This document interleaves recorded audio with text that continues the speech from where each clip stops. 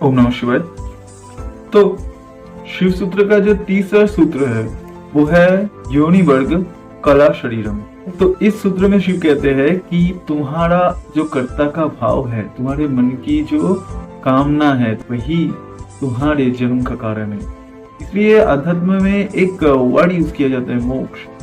चित्त या मन जब विषय से पूरी तरीके से मुक्त होता है तब वो मोक्ष प्राप्त करता है। मोक्ष का अर्थ यहाँ पे जीवन मुक्ति से मैं ले रहा हूँ कि जीते जी चित्त का शांत हो जाना या चित्त के पार चले जाना को मोक्ष कहा गया। चित्त के पार मतलब वासना क्षय हो जाना, क्योंकि तुम्हारा ये जो वासना है वही तुम्हें आगे की जीवन प्रदान करता है। दैट मीन्स ये जो प्रकृति है, ये प्रकृति को स्त्री या योनि कहा गया। प्रकृति तुम्हें मौका देती है तुम्हारे वासना को फुलफिल करने में। तुम जितनी ही वासना करते जाओगे उतनी ही तुम फंसते जाओगे, लेकिन प्रकृति भी तुम्हें उतना ही सपोर्ट करता जाएगा। इसलिए बहुत से लोगों को हम ऐसे देखते हैं जो बोलते रहते हैं कि भाई मैंने तो किसी का बुरा नहीं किया, तो फिर मेरे साथ बुरा क्यों हो रहा है।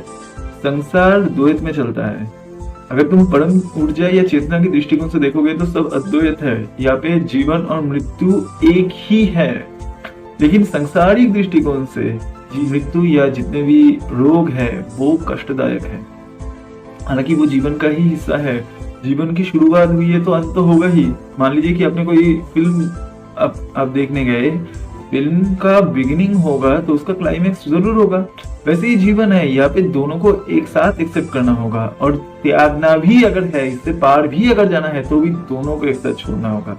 वासना का क्षय हो जाने का मतलब यही है कि जीवन की जो आकांक्षा है वही समाप्त हो गई है। इसका मतलब ये नहीं कि वो जी नहीं पाएगा, वो खुश है। जैसे भी जीवन चल रहा है वो उसमें खुश है। तो बुद्ध को जिस क्षण निर्वाण प्राप्त हुआ तो उन्होंने बहुत ही कमाल की एक बात बोली, मैंने घर बनाने का सारा सामान ही तोड़ दिया। अब ये जो प्रकृति है ये मेरे लिए नया घर नहीं बना सकता।